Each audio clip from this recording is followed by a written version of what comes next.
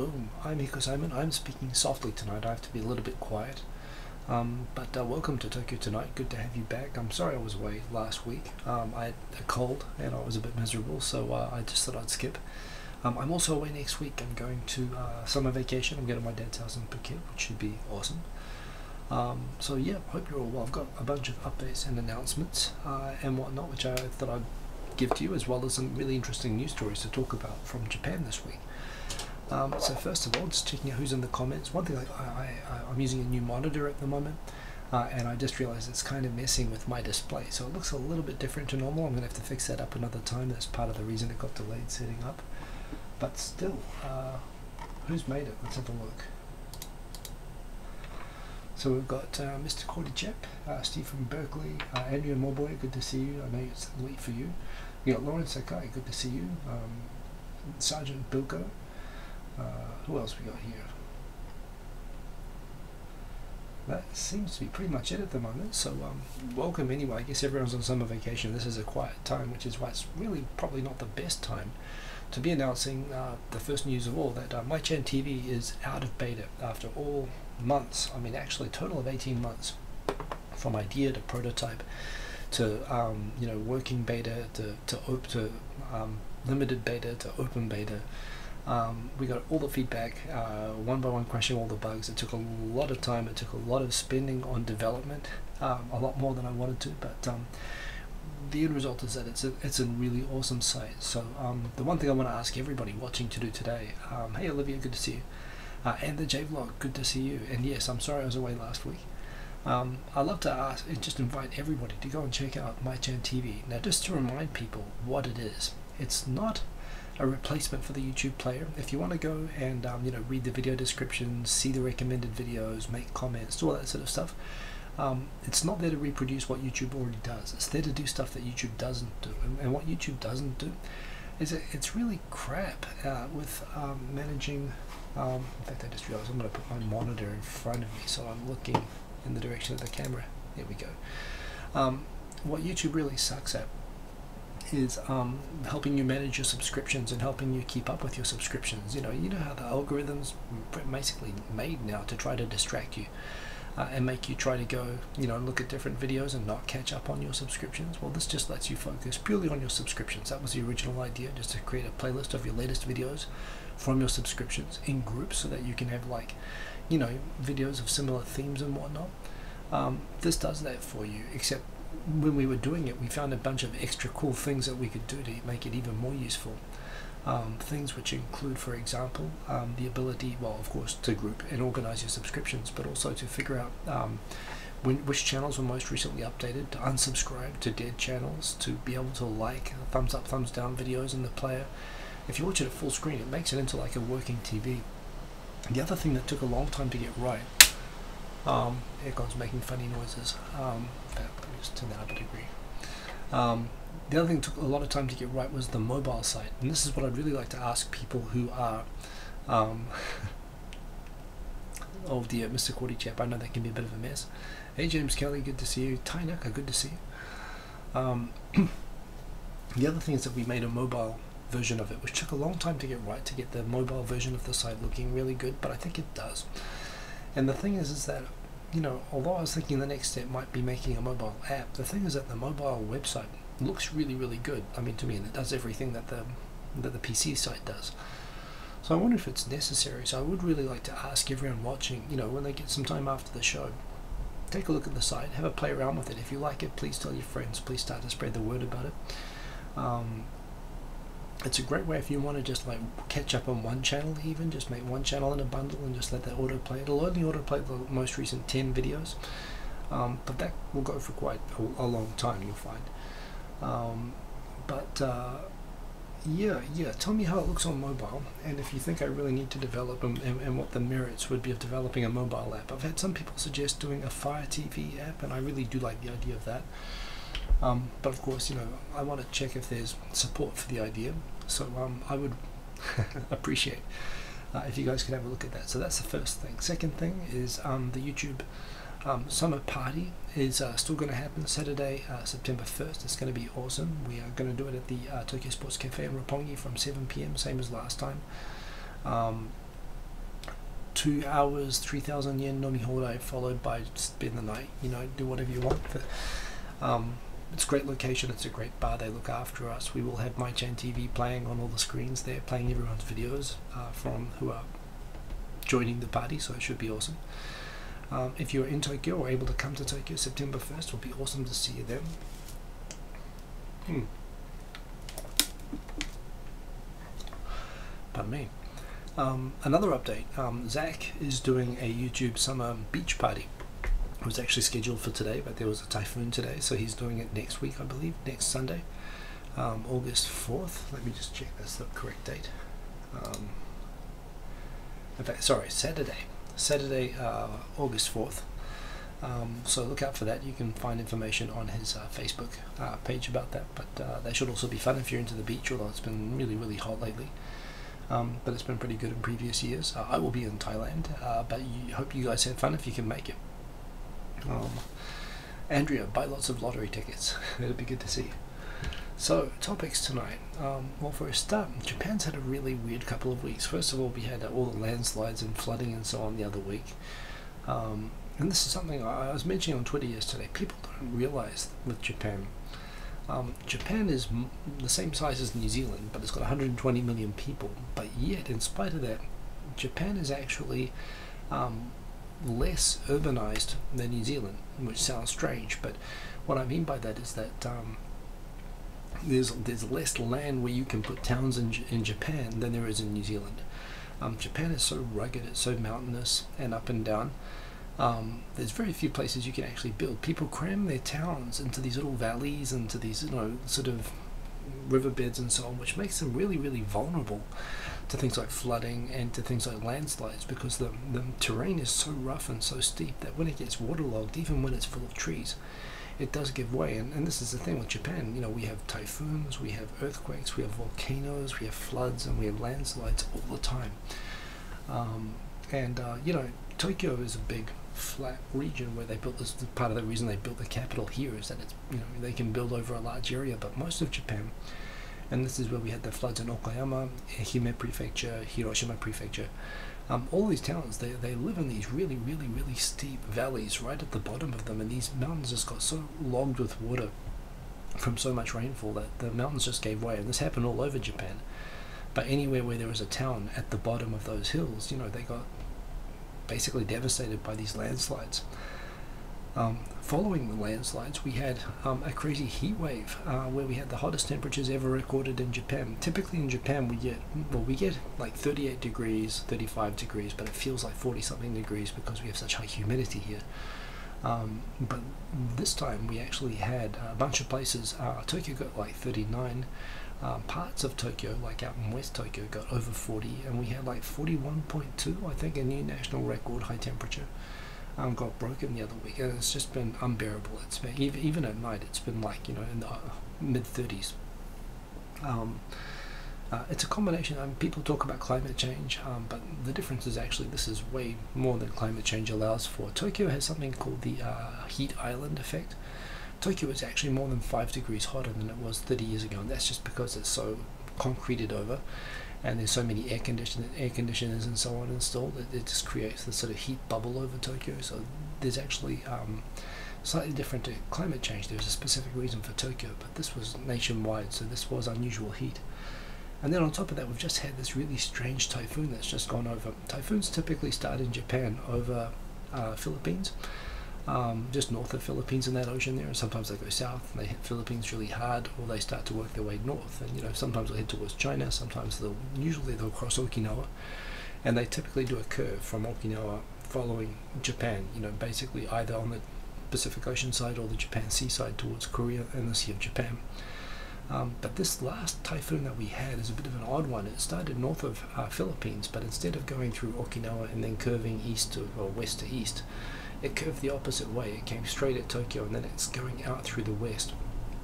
So all of these people trying to clear these towns buried in landslides in eastern Japan, first they faced the worst heat wave Japan's ever had, where all the mud just dried up and it was just impossible to work. And they've gone straight from that heat wave to now a typhoon. So it's pretty rough. I mean, Japan does have just a crazy, even without, you know, climate change and everything aside, it's crazy, and this is a reminder of that. But it's been a really, really unusual couple of weeks, and I must say I'm looking forward to going to the tropics, to going to Phuket, which is actually probably going to be a lot cooler than Tokyo's been. It's crazy that they're planning to do the Olympics at this time of year in Tokyo. It's just, it's not in summer, it's just not fun in Japan, unless you're coming for the YouTube summer party, which will be at night and indoors with air conditioning and awesome, so you should come to that. And that's the other thing people are talking about. Are they really going to do the Olympics in this crazy heat? In fact, some people are even talking about, there's been a debate started about whether to have, well, there's been a debate going on for a long time about having daylight saving time in Japan, which we don't have, which also means that in summer the sun comes up at like 4 o'clock in the morning. So yeah, it's they're still thinking about it, but I don't know that they'll do that. But yeah, it's been an interesting time. Now this is interesting. You might have heard this news story going around that this town of Iga in Mie Prefecture was apparently advertising a $90,000 a year job to be a ninja, and this got international attention. I fell for it myself. The mayor called a press conference and assured everybody that there is no job to be a ninja. Which struck me as interesting, because that's, you know, that's exactly what a ninja would do. You know, for a start, I mean, the moment that you acknowledge that they exist, you know, it's like they can't exist anymore. You have to, you know, you must deny everything. You know, denial and deceit. It's part of the classical ninja playbook. So very, very well played to the mayor of Iga. Of course, the ninja job doesn't exist. Yeah, we got you. Yes, so he denied everything in true ninja fashion, and he looks completely credible based on that photo that was probably taken in his office.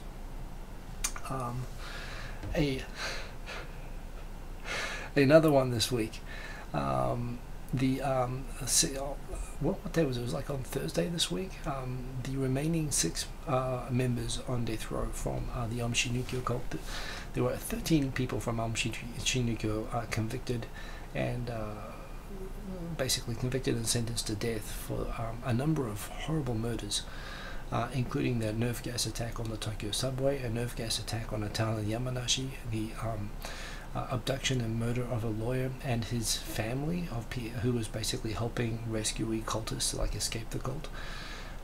They did a bunch of really, really horrible things, and you know, they received the death penalty, and that death penalty was carried out a couple of weeks ago for the leader, Chizuo Matsumoto, and 6 other leaders, and 6 more now. Now, these attacks happened in 1990, was it 1995 or 1993? It was sometime in the, basically 25 years ago. Part of the reason they didn't carry out the sentences until now, part of it was there were a couple of members who were on the run, that were only caught a few years ago, and they wanted to have them available to testify if that was necessary. So there was that for the trial. At the end of the day, none of the death row inmates did testify in the trial of the final members who did turn themselves in. There was also the fact that when the Democrats and some other, it's basically the Justice Minister has to approve the execution, and some Justice Ministers just refuse ethically to give a murder order to the prison. However, the current Minister of Justice said that it had to be done. There were also some rumours that some people were saying that they didn't want this to happen too close to the Olympics, because they know Japan gets routinely criticised by other OECD countries. Of course, the only other OECD country, developed country that has the death penalty is the United States, but everyone else did away with the death penalty, most of them a long time ago. And Japan always gets a lot of criticism when they do this, so they thought, well, if we have to do this, let's do it well ahead of the Olympics, so we don't get in trouble close to that. So I don't know if this was like an Olympic event, but they decided to, I mean, I suppose from an ISIS sort of a perspective, it was a bit of an Olympic event. They decided to execute 7 people at once on one day and 6 on another. Here's my thing. I'm a law student, so I was part of my education to think about, is the law right? Should the law be changed? To debate what the law should be, not just what it is. And you know, as a young law student, I used to think, well, the death penalty is sort of like, what if they get the wrong person? What if they get it wrong once? You know, we all know that the justice system isn't perfect. The idea of, you know, having a mistaken execution, that's normally what's happened in most countries when they got rid of the death penalty. It was because they realized, oh yeah, that person probably didn't do it, you know, after the fact. And that's a persuasive reason. But the more I've thought about it over the years, my position's changed. I'm still against it, but I'm against it more for the fact, essentially, the Minister of Justice here was ordering the execution of a prisoner. I mean, you know, although you can say that the order to murder was given by the judge or the jury or whatever, at the end of the day, the sentence is carried out by a civil servant taking a prisoner out of their cell, taking them to a room, giving them usually less than a few hours notice, and in Japan they hang, so I suppose they put the noose around the neck, and they probably use a machine to make it not feel like too much like they're murdering someone. But essentially a civil servant, a person who works as a prison guard or a staff at a prison or someone from the Ministry of Justice, has to go and murder 6 people in this case in one day. You know, there's an appealing sense of justice that, oh, they cost money to keep, and oh, they don't deserve to live, and you know, no sympathy for the people involved here. They did the worst possible things that you can imagine, and they deserve the very harshest, you know, penalties available. But I'm not comfortable with the fact that, you know, I could be, or anyone I know could be in a position where they're working for the government and they're told one day that it's part of their job to murder 6 people. I mean, the sentence has to be carried out by someone. And that job requires you to murder, to, you know, go and kill someone, and in this case 6 people at once. I mean ISIS put it on videos and everyone was outraged, but it's the same thing. So, you know, I don't know, it's like we respond to a certain crime, the crime of murder, by having regular people do legal murders of these people. You know, I mean, police are not allowed to shoot people, even, you know, most of the time.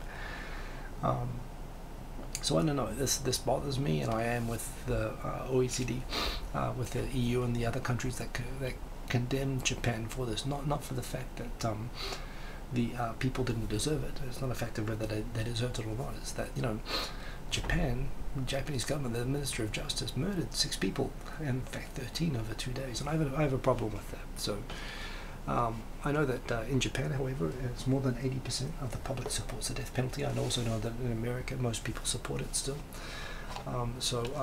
You know, there's a biblical sense of satisfaction from having it. But of course, that all stems from the fact that the 80% of people voting for it are not the people who have to murder the prisoner. So, you know, I think you have to think of who it affects the most. You know, of course it affects the victims, but do you let them murder him? I mean, you know, that's not how our justice system should work. So it's been an interesting week for that happened. This was interesting. I got in some trouble this week. Oh, by the way, I see there's 2 comments for me. The J-Vlog's been to Phuket, very nice. Stayed at the Swedish Embassy, really enjoyed it. I don't know where the Swedish Embassy is, but I'm sure that would have been pretty nice. We live in the north of the island, away from Patong. But yes, it's lovely. You know, my dad's got a really nice house there, so it should just be pretty chill for a few days. Andrew Mowbray at Fairfax Media, Rupert Murdoch, and Channel 9 announced that they'll be merging soon. $4 billion merger. Murdoch getting on, must be preparing. Yeah, well, you know, he's been taking over sort of everything. He's in an interesting position at the moment, isn't he? Yeah, I don't know. He's at a very, for an Australian, he's been a very influential Australian, but having a monopoly on media, I don't think is a good idea. So that's interesting. It'll be interesting to see if that gets approved. So let me come to this. Tyrone D asks, what is by the way, if you want to ask me a question, ask with an @ Hiko Simon, so it like pops off the screen, so I'll be able to notice it more. Tyrone D is asking, what's my opinion of the Japanese legal system in general? Do you think they have, do they still have such high conviction rates? Yes, they do.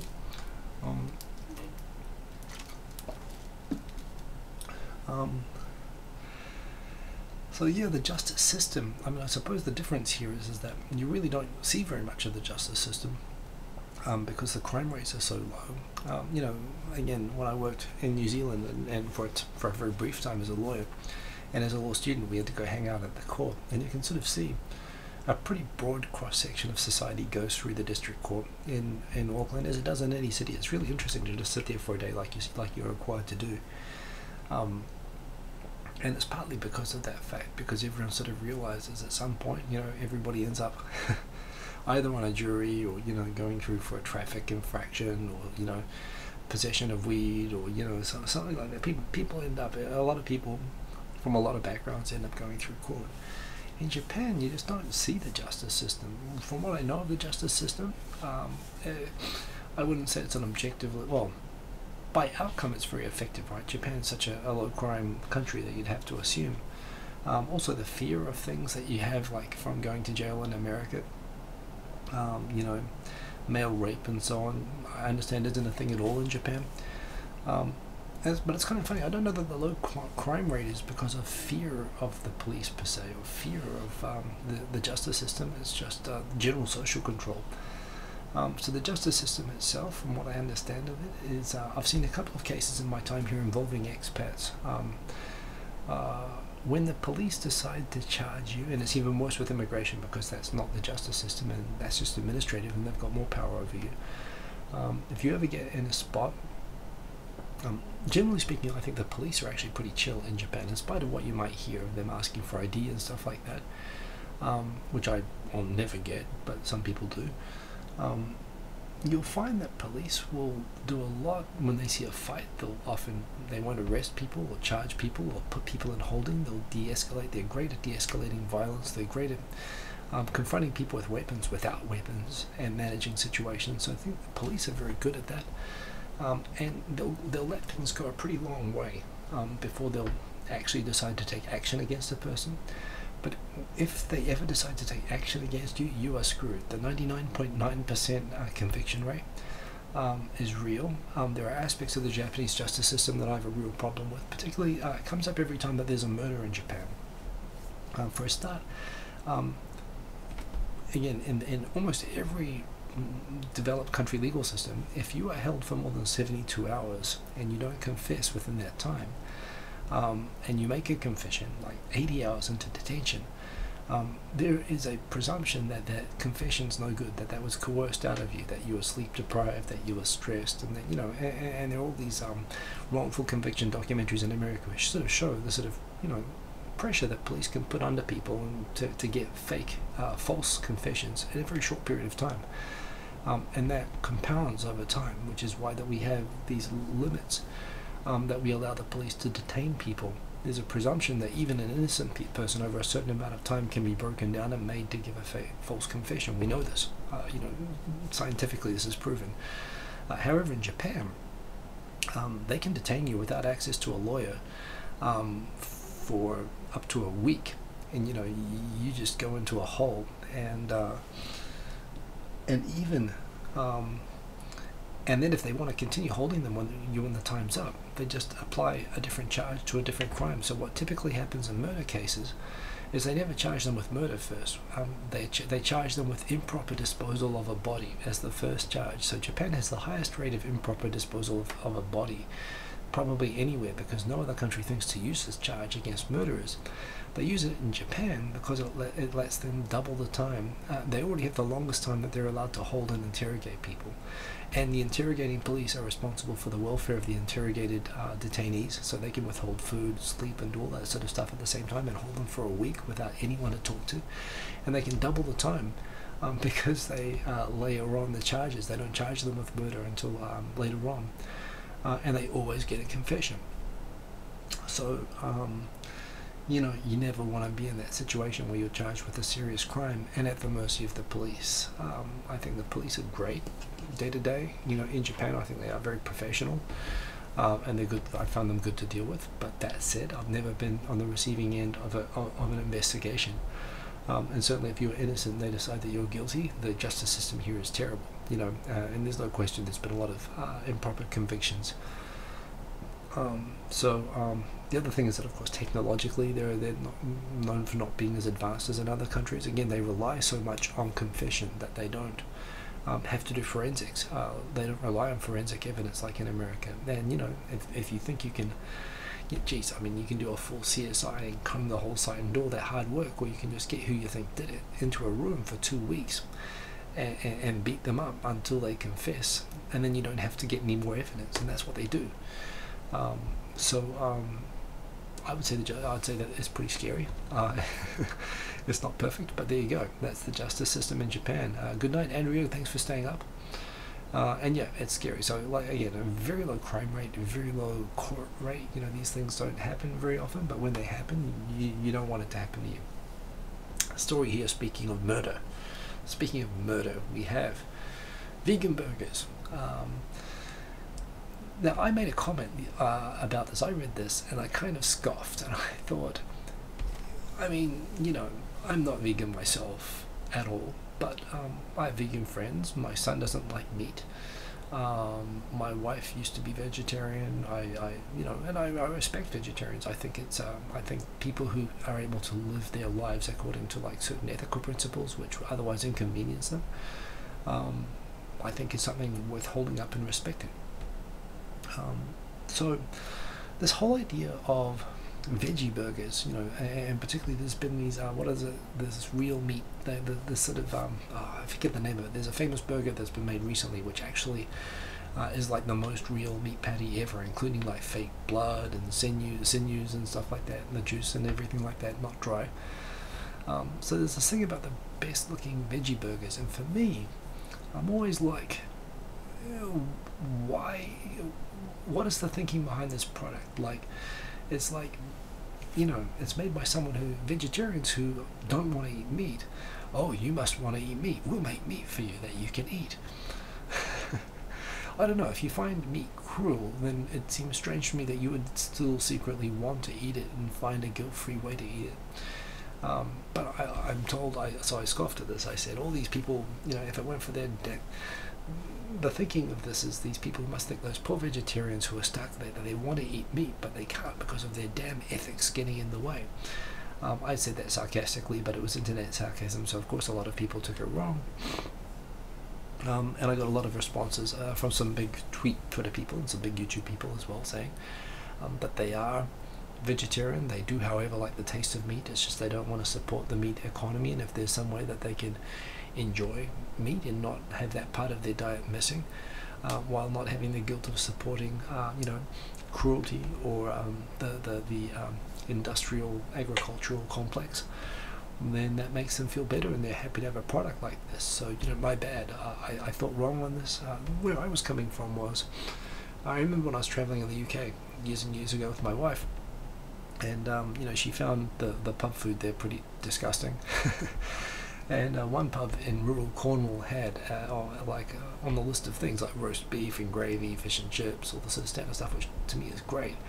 It had at the bottom the vegetarian meal for vegetarians, and she was like, oh geez, I'd love some veggies, just anything healthy or normal. So she asked for the vegetarian meal, and what came out were basically these rubber sausages and rubber meat patties, which were all like made out of tofu, and they were literally like rubber. I mean, actually looked like rubber. They were disgusting. And I was sitting there, and it's like my big fat Greek wedding, where, you know, they're all looking at the person saying, "What? You don't eat no meat?" And everyone's completely, you know, perplexed by it. And then someone says, "Don't worry, I'll make lamb." It struck me as the idea of making fake meat for vegetarians who don't want to eat meat. It's a bit like making, you know, fake shrimp for Jewish people, or fake pork, you know, fake pork so that, you know, Muslims can enjoy bacon, or, you know, Sikhs, you know, I mean, make them a ham.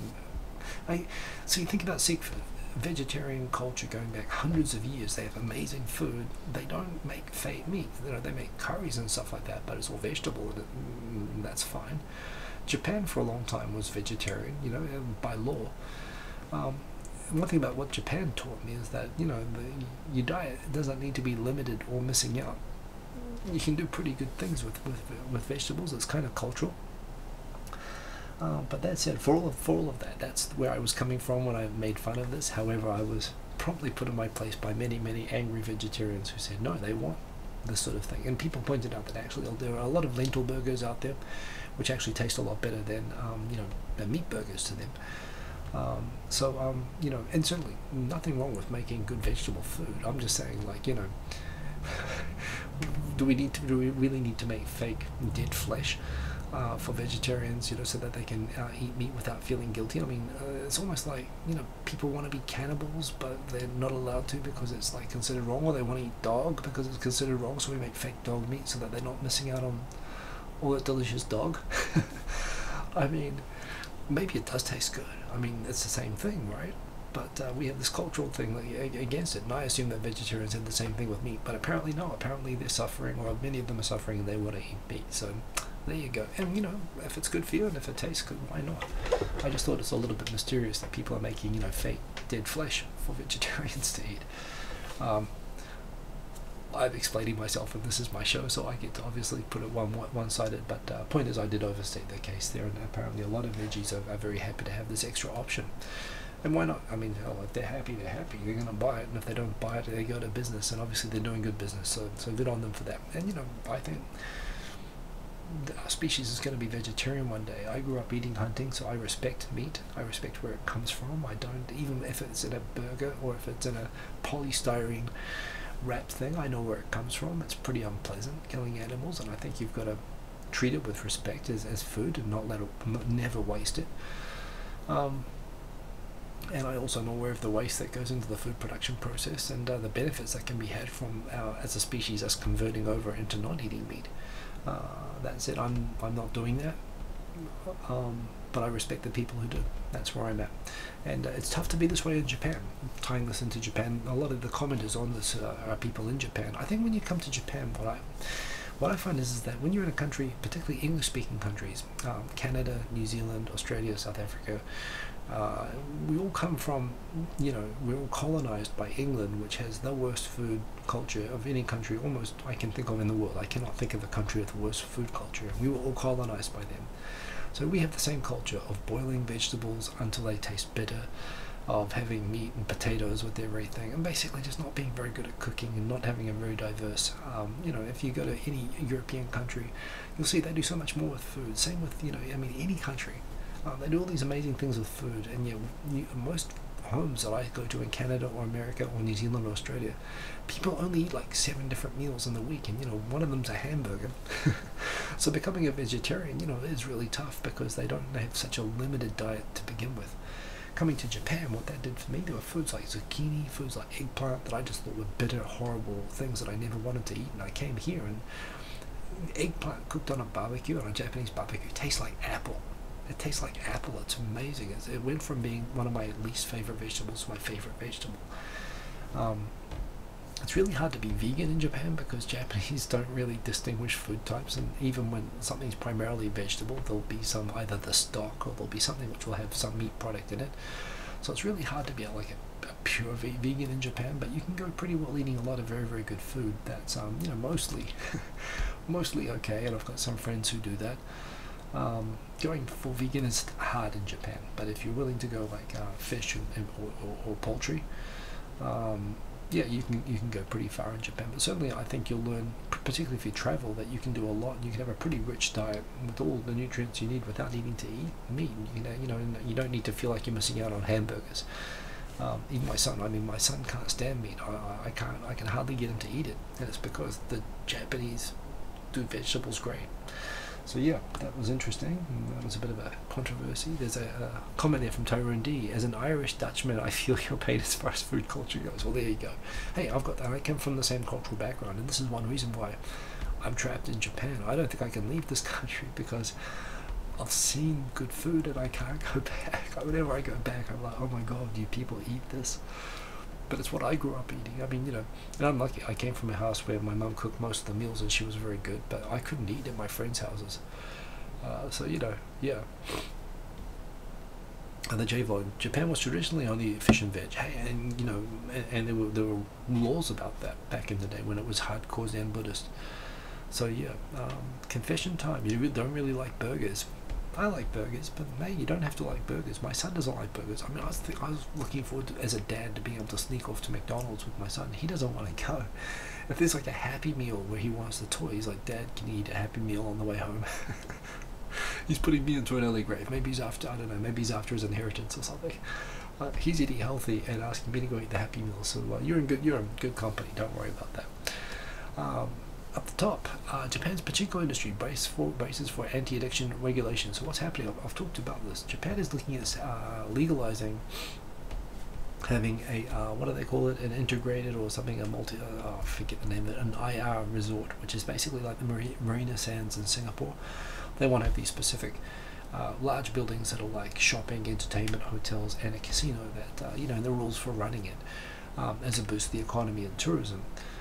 Which requires the legalization of gambling, and around the legalization of gambling there's a big debate about what to do about the gambling addiction problem that comes with gambling, which is the reason that it's illegal. Well, the funny thing about that is that Japan already has 2.8 million gambling addicts because of gambling that's just not regulated. It's like Uber, pachinko is like Uber. It's just taken hold even though it's against the rules, and it's like Airbnb as well. It's against all the rules, but people just sort of let it go, and it just got so big that people felt like they couldn't do anything about it anymore. That's what happened with pachinko back in the 1950s, and it's a huge industry in Japan. In fact, I read something the other day. It makes something like 3 billion. It makes more money from pachinko in Japan than all of gambling in America makes. So it's a huge industry, and a lot of people have felt for a long time that it should be cracked down on, not just for the social harms that it causes, but for the fact that the industry, for a long time, not so much now, but really until about 20 years ago, was also dominated mostly by North Korea. It's or North Korean citizens in Japan, and they would remit most of the money back to North Korea. So it was the big joke that Japan was paying for the, while they were proclaiming outrage at North Korea firing missiles over Japan, Japanese gambling addicts were paying for the missiles. A lot's happened, a lot's changed with that. A lot of those North Koreans have become Japanese citizens and they don't remit the money anymore, but the industry still is it has that dimension, which has always made it interesting from a regulation perspective. South Korea's always felt like they had to stick up for their countrymen in Japan and ask Japan not to crack down and regulate it. But now what they're talking about is now what they're talking about is actually taking out the gambling element, the reward element from pachinko. Now what that's about is, I think I've explained this before, the way that pachinko gets around the gambling rules, it's a bit like tokens. Rather than, you can't collect your winnings within the pachinko shop. What will happen is you'll pay $50, you get a bowl of ball bearings, you go and if you win, you'll get more ball bearings back, and in the end you can cash in your ball bearings, and basically you can exchange your ball bearings for token prizes like little plastic trophies and stuff. And what you do is you take that plastic trophy and you walk up the road to a TUC shop, which will be normally near wherever a pachinko place is, and you can exchange those plastic trophies for cash. Because the plastic trophy shops are run as a separate company to the pachinko place, they say that it's not gambling. They call it the 3-point system, basically, to where the customer goes to the pachinko shop and then goes to the exchange shop, and they say that avoids it being gambling, although it clearly is. It's just exchanging your chips. But yeah, they're talking about, it sounds like they're going to ban the exchanging of the plastic trophies, which means you're actually only going to get plastic trophies, which will kill the industry. Which means effectively, it looks like they're finally going to do what they should have done 70 years ago, and what they did the other month with Airbnb, which is actually to say, hey, that's not legal. So interesting times with that. And if you're into casinos, Japan's going to have one soon, although generally the public's against it. They don't see the point of it, and they think that already Japan has too much gambling as it is. So that's sort of interesting. Corp Q-sama, that's an interesting point. I don't know about actually how much pachinko is taxed. I know that the pachinko companies are famous for donating to politicians, and that's been another reason. I think Nonaka used to get a lot of pachinko money, and that was influenced the way that he saw things. But yes, that's right, exactly. Plastic trophy money laundering. That's exactly what it is, Steve. And not even joking. I mean, this is North Korean income. This is the North Korean government and their counterfeit, kidnapping, extortion, and drug running operations in Japan funded. Indirectly. I mean, if you believe all the conspiracy theories, funded by this industry based on these plastic trophies getting exchanged at these shops, and exactly, it's money laundering. It's a deep it's a deep thing. What else have we got here? We have that's the summer daylight saving being brought in. The Ministry of Transport is releasing hazard maps of Japan. They basically just make everything red. This is just showing everywhere that could be subject to flooding or landslides. And as you can see, it's like most everywhere. And the thing is, like where there's going to be a landslide is where you'd want to build a town. They're in these valleys where you can build. You can't build on the mountains that are okay. So crime, the Yakuza running. Well, that's the other thing. Which is also complicated. I didn't even want to go down the Yakuza route, but yes, that also exists. And again, will make any type of regulation interesting. For those who are joining late, I just want to mention again, myChan TV, we came out of beta this week. We got the final bugs out, so please, I would love if you could go, and if you have YouTube subscriptions, including this one, go over, have a look. You can just make a bundle out of one channel or multiple channels. You can group them by whatever theme that you like. And yeah, it'll autoplay all the latest videos so that you can keep up with your subscriptions without the annoying algorithm trying to make you watch different videos. Also has a bunch of other great features that you can actually see how old channels are, how long it's been since they've been refreshed. You can unsubscribe to them, you can tidy up your subscriptions.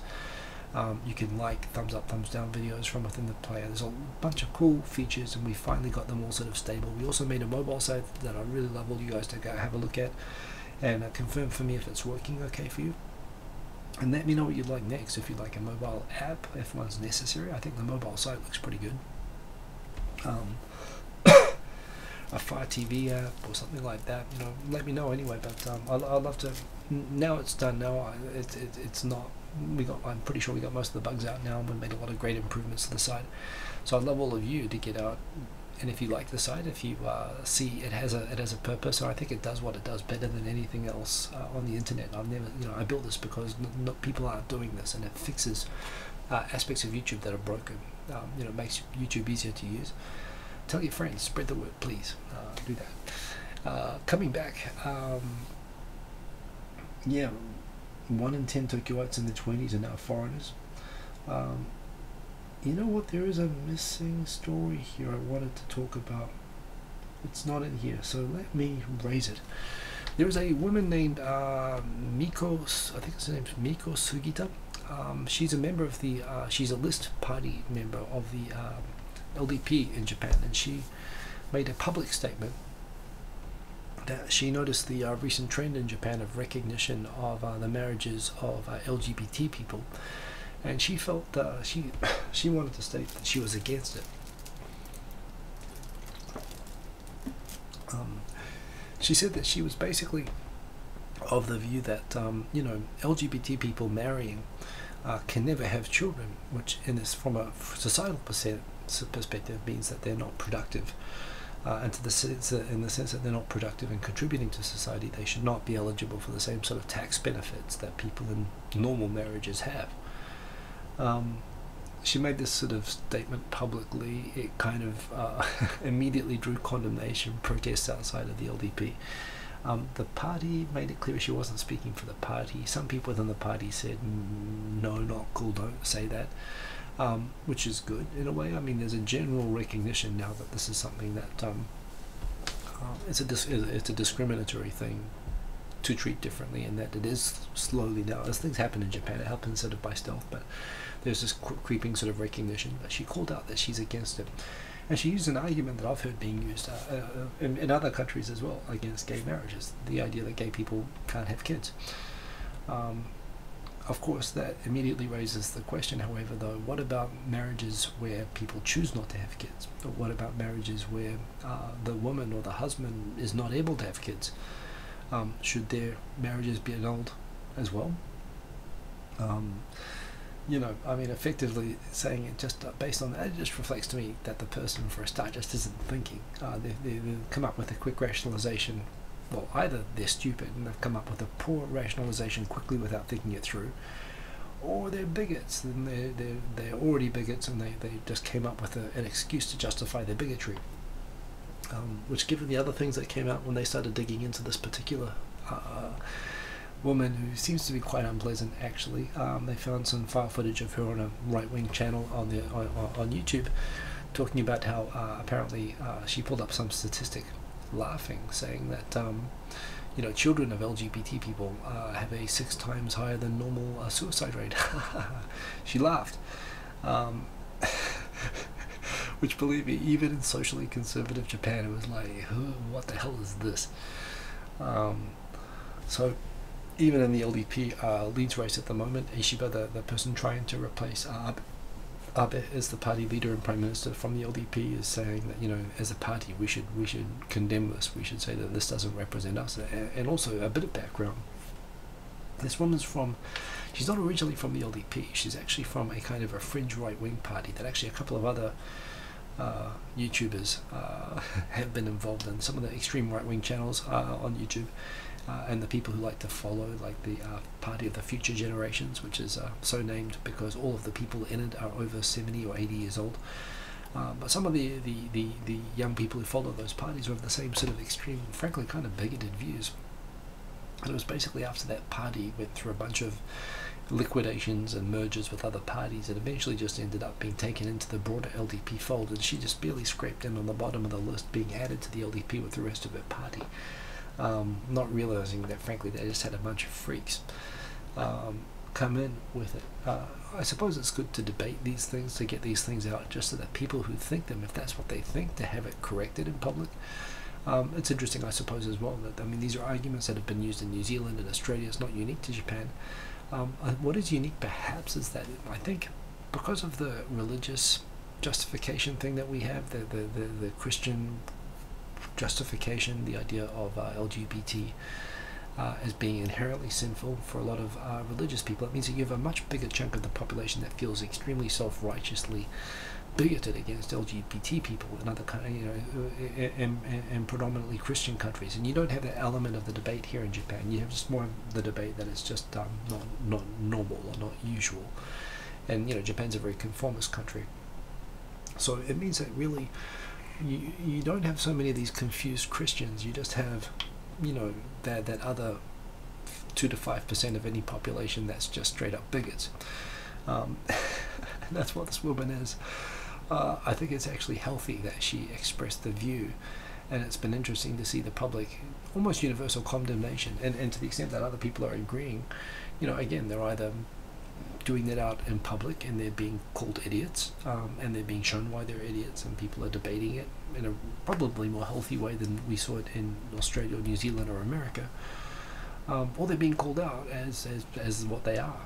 So I think it's actually, in the end of the day, it's a good thing, and it actually highlights to me how little, I mean, I feel like there's a lot of sort of soft prejudice in Japan, and soft, you know, people don't want to know. This is the thing, it's the idea of coming out and, hey everybody, I'm gay, deal with it.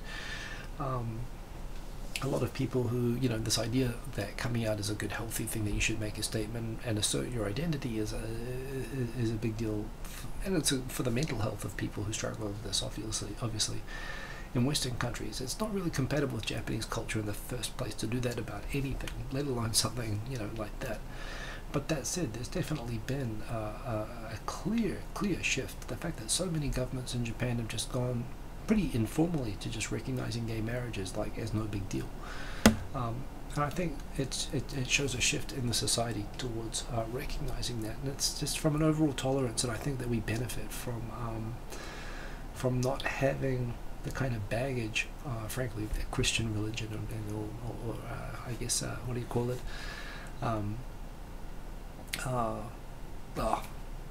Judaism, Christianity, Islam, all coming from the same sort of strain of those religions, and all the prejudices that come out of those religions towards LGBT people. Japan's kind of free from those constraints, which I think is a good thing. It's been really interesting to watch the debate this week. The good news is perhaps that the condemnation has been actually pretty universal and consistent, which is good, even from the LDP. But that said, of course, just like every other country, there are people who just don't like difference, and they will, you know, come up with poor arguments against it. So it's kind of good that it came out. Yeah, Chris Crook, good to see you, by the way.